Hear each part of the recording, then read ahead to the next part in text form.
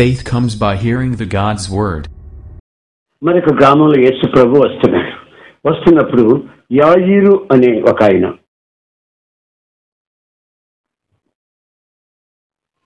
అతను సమాజ మందిరపు అధికారి. ఆయన అక్కడక్కడ దేవుడి గుళ్ళు కట్టిస్తూ ఉంటాడు. ఏ గుడైనా ఆయనకు అనవసరం, ఆయనకి ఏ గుడైనా అనవసరం. ఇక్కడ ఆంజనేయ గుడి కట్టిస్తాడు, ఇక్కడ శివాలయం కడతాడు, ఇక్కడ చర్చి కట్టిస్తాడు, ఇక్కడ ఇంకోటి కట్టిస్తాడు. అట్లా ఏదో ఒకటి చేస్తూ ఉంటాడు. భక్తి గలవాడు, మొత్తానికి భక్తి గలవాడనే బైబిల్ చెప్తుంది. యాజీర్ అనే ఒక వ్యక్తి యేసు ప్రభుని గురించి అనేక సార్లు, యేసు ప్రభు ప్రవర్తన గురించి, పవిత్రతను గురించి అనేక సార్లు ఎవ్వరు చెప్పినా లెక్క చేసిన వాడు కాదు. ఏదో తన క్రియల ద్వారా ఏదో భక్తి గల కార్యాలు చేస్తున్నట్టుగా తనలో తాను అనుకుని మురిసిపోతూ ఉండేవాడు. ఎవరు చెప్పినా వినేవాడు కాదు. ఆ ప్రాంతాల్లో యేసు ప్రభు తిరుగుతున్నా కనీసం వచ్చి ఆ యేసు ప్రభు ఎవరా అని కూడా చూసేవాడు కాదు. ఒక రోజున వాళ్ళ అమ్మాయికి బాగా జబ్బు చేసింది, చావు బ్రతుకుల మధ్యలో ఉంది. అప్పుడు యేసు ప్రభు దగ్గరికి ఇతను వచ్చి మోకరించి ప్రాధేయపడ్డాడు. అయ్యా, దీని గురించి చాలాసార్లు వింటున్నాను, కానీ నేను అశ్రద్ధ చేశాను బాబు. ఇప్పుడు వైద్యం చేయించాను, చేయవలసిన తంత్రాలు మంత్రాలు అంతా చేయించాను. నా బిడ్డ పరిస్థితి బాగలేదు. ఒక్కగానొక బిడ్డ, ఒక్కసారి వచ్చి నా బిడ్డని బ్రతికించమని కాళ్ళు పట్టుకున్నంత ప్రాధేయపడి నీటి పర్యంతమయ్యాడు. అప్పుడు యేసు ప్రభు, పద వెళ్దాం, ఇంటికి వెళ్దాం, పద, నేను బాగు చేస్తాను పద అంటే అందరూ కలిసి శిష్యులు, యేసు ప్రభు, ఈ యాయీరు అనే వ్యక్తి అందరూ కలిసి అక్కడికి వెళ్తున్నారు.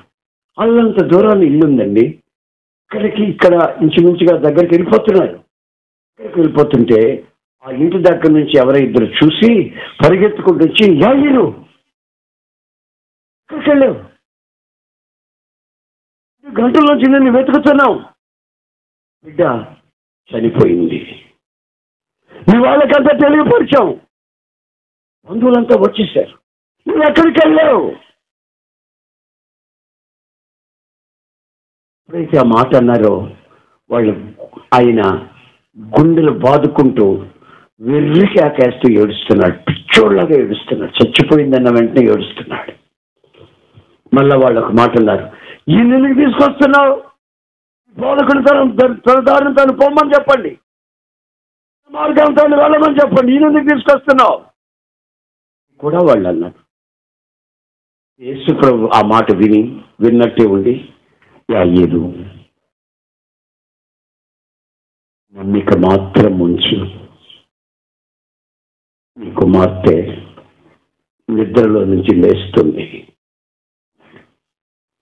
అయ్యా, నిద్ర నుంచి లేస్తుందంటే అదేమిటయ్యా, చచ్చిపోయిందని వాళ్ళు చెప్తుంటే, మీరు నమ్మిక మాత్రమే ఉంచు, కుమార్తె నిద్రలో నుంచి లేస్తుంది. ఈ మాటలు మాట్లాడుకుంటూ ఉండగానే ఆ ఇల్లు రానే వచ్చింది దగ్గరికి. అక్కడికి వెళితే ఇంటి చుట్టూ, ఆ ఇంటి నిండా ఏడుపులు ఏడ్చే జనం ఎక్కువైపోయారు. గుంపులుగా జనం, ఏడ్చే జనం, సీదుకునే జనం, తుడుచుకునే జనం ఎక్కువైపోయారు. ఒకరి మొక్కలు ఒకరు చూసి నువ్వు దగ్గర బంధువా, నేను దగ్గర బంధువు అని కొంచెం ఏడ్చి, రాగాలు పెంచి, టూర్లు పెంచి అబ్బో ఏడుస్తున్నాడు. సుప్రభ అంటాడు, యాయీరు, గదిలోకి నాకు కొంచెం చోటు పెంచు, ఈ బిడ్డని నిద్రలో నుంచి నేను లేపుతాను. ఇతను లోపలికి వెళ్ళి, బాయా బయటికి రా, బాయా ఏడ్చింది రాలా, బయటికి రా బాబాయ్, ఆయన బాగు చేస్తారు. బాగు చేయడం ఏంటో, పనికి వాళ్ళోడా, చచ్చిపోతే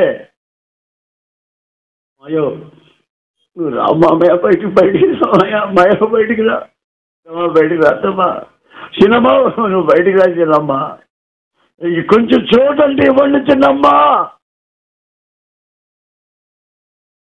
ఒక్కొక్కరిని రాని వాళ్ళని కూడా బయటికి లాక్కొని రావాల్సి వచ్చింది. మీద బయటకు వచ్చి నిద్రలో నుంచి లేపుతాడు. వచ్చి అమ్మాయి గట్టిగా నిలుక్కుపోయి ఉంటే బిగుసుకుపోయి లేపుతాడండి. ఈయన నోటికి వచ్చినట్టుగా అక్కడ మాట్లాడుతున్నారు. అంత లోపల ప్రభు లోపలికి వెళ్ళాడండి. వెళ్ళి ఆ మంచం మీద ఉన్నటువంటి ఆ సచ్చిన శవాన్ని పట్టుకొని, జీవాధిపతి ఆ సచ్చిన దాని చేతిలా పట్టుకొని, ఏయ్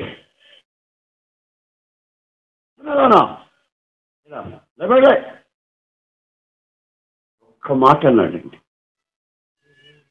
నిద్రలో నుంచి లేచినట్టు లేచి కూర్చొని చుట్టూ చూస్తాను. నాయనా వీళ్ళంతా ఎవరు నాయనా? మనోళ్ళేమ్మా. ఎందుకు వచ్చారు నాయనా? నీకు తెలియదులేమ్మా, నువ్వు ఊరుకోమన్నా కొంచెం ఊరుకున్నామ్మా. నేను నీకు వాళ్ళంటే నీకు తెలియదులే బాబు. అప్ప నీకు తెలియదమ్మా, చిన్నదాన్ని ఇప్పుడు నువ్వు కలిసి ఊరుకోండమ్మా అంటే ఏంటయ్యప్పా ఏంటి జనం ఏంటే? అంతలో యేసుప్రభు అంటాడు, యాయిరు ఈ చిన్నదానికి ఆహారం పెట్టు, ఈ చిన్నదానికి కొంచెం ఆహారం పెట్టు బాబు. ఇప్పుడే మరణములో నుంచి జీవములోనికి దాటింది. మరణం నిరర్ధకమైంది, జీవము అక్షయత, ఇమ్మోర్టాలిటీ, అక్షయత వెలుగులోనికి వచ్చింది. అమ్మాయికి ఇప్పుడు ఏం కావాలి తెలుసా? వేడ్ ఆఫ్ గాడ్, దేవుని వాక్యం కావాలి. దేవుని వాక్యం చేత పోషించి బిడ్డని, దేవుని వాక్యం వినిపించు, దేవుని వాక్యపు ఆహారం పెట్టు. అలా ఈ బిడ్డ సావకుండా. ప్రియమైన సహోదరులారా, జొన్న రొట్టె, గోధుమ రొట్టె, పొలగమో, ఇంకా ఆ తిండో ఈ తిండో సంగటో తింటే కాదు బలం వచ్చేది. దేవుని వాక్యము చేత ఆత్మ సంబంధమైన బలం. శరీరానికి తిండి ఎంత అవసరమో అలాగే వాక్యం దేవుని సన్నిధిలో అవసరం. కల్తీ లేని, మిక్సింగ్ లేని, నిర్మలమైన, వినేవాళ్ళకి క్షేమాభివృద్ధి కలిగే, వినేవాళ్ళ జీవితాల్లో క్షేమాభివృద్ధి కలిగే మాట ఆ వాక్యం, ఆ మాధుర్యం కావాలి బిడ్డలకి. ఈ రోజున బిడ్డల జీవితాలను ఒకసారి మీరు ఆలోచించండి. ఆడొచ్చి ఆసిడ్ పోసాడు, వీడొచ్చి ఆసిడ్ పోసాడు. విజయవాడలో వాళ్ళ తల్లిదండ్రులతో మాట్లాడుతూ ఉంది ఆ అమ్మాయి. ఒక ఏదో వచ్చి లోపలికి వచ్చి వాళ్ళ నాన్నను పొడుస్తానని సంప్రదాయాన్ని చెప్పి ఆ పిల్ల గొంతు కోసి పారేశాడు. ఇలాంటి దరిద్రపు మాటలన్నీ మనం వింటున్నాం. ఆడపిల్లల జీవితాలు మరీ దారుణం అయిపోతూ ఉన్నాయి. సరే మీరు ఆలోచించండి. కోస్తున్నారు, ఇష్టమొచ్చినట్టు చేస్తున్నారు, జైలులో పోతున్నారు. ఆ బిడ్డలు నిలువున చచ్చిపోతున్నారు, అర్థాంతంగా చచ్చిపోతున్నారు. వాళ్ళు చెప్పేదంటూ కూడా కారణాలు కొన్ని ఉన్నాయి. నాతో తిరిగిందండి, 70,000 రూపాయలు ఖర్చు పెట్టింది, ఇప్పుడు ఇంకొకరిని పట్టుకుందండి, వాటితో తిరుగుతుందండి. నాకు దక్కంది ప్రపంచంలో ఎవరికి దక్కకూడదు. సినిమాలు చూపు తిరిగి సినిమా డైలాగ్స్ నేర్చుకుని ఆ సినిమా డైలాగ్ నాకు దక్కని ప్రపంచంలో కూడా దక్కకూడదంటూ పొడి చేయడం, నరికేయడం, చంపేయడం, యాసిడ్ పోసేయడం. దేవుని వాక్యం చేత మీ బిడ్డలు మీరు పోషించగలిగితే, దేవుని వాక్యం నీ బిడ్డలకి వినిపించి దేవుని పద్ధతుల్లో నువ్వు పిల్లల్ని నడిపించుకోగలిగితే, ఆ క్రమంలో నువ్వు పెంచగలిగితే, ఫ్యూచర్లో పిల్లలు నీకు ఆనందాన్ని కలుగు చేస్తారు, నీ ఆత్మకి నెమ్మది కలుగు చేస్తారు. నీకు వాళ్ళు పిల్లలు కిరీటమై ఉంటారనే సంగతి బైబిల్ చెప్తున్న సత్యం. నీ అంబుల పొదిలో వాళ్ళు విల్లులుగా ఉంటారు. నీ జీవితం అంతా ఆశీర్వాదం. నీ బల్ల చుట్టూ వాళ్ళు ఒలివాల మొక్కల వలె ఆశీర్వదించబడుతూ ముందుకి సాగుతారు. అందుకే ప్రభు అంటున్నాడు, ఈ బిడ్డకి ఆహారం పెట్టండి. అభమో శుభం తెలియని బిడ్డ, చిన్న వయసు ఉరవడిలో పడి ముందు వెనక ఆలోచించకుండా, చదువు ఆలోచించకుండా, ఫ్యూచర్ ఏంటో అర్థం కాకుండా పిచ్చి వేసేస్తా ఉంది.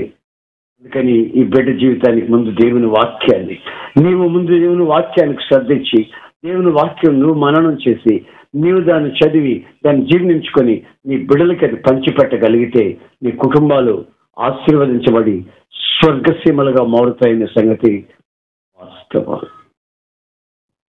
ఇతను యేసు ప్రభుని ఇంటికి రమ్మని పిలిచాడు.